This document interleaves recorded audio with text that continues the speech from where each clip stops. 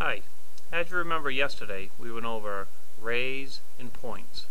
When two rays come together, they form an angle. That angle is where the measurement at point B would be measured. So when ray BA and BC intersected at this vertex, we would determine what is the degree of separation between those two rays by using a protractor, or in this case a right triangle, to just see that we have created a 90-degree right angle. So I can move this up, check to see that yes, here I have a right angle. Now there are also acute angles, ones that are less than 90 degrees, and obtuse angles, angles that are greater than 90 degrees.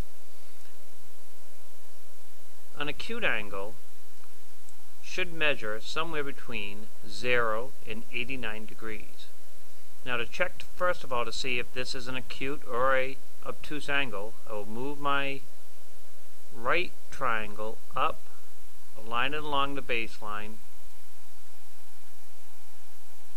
and notice how my ray CB does not make it up to the 90-degree mark. It falls within the 90 degrees. An obtuse angle is greater than 90 degrees, so ray DC will go past the 90 degrees straight up and down, and we will see that it does.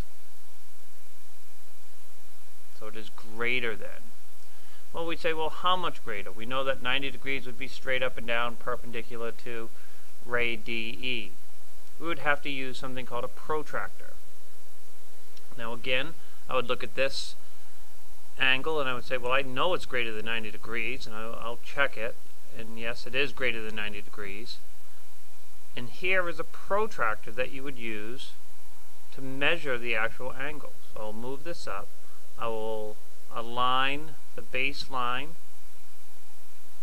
this blue baseline, along with one of my rays, and I will start to see where it crosses. From here it looks like, well, I know it's above 90, 100, 110, 120, 125, so I'm going to guess 123. On this I will just move until I match lines,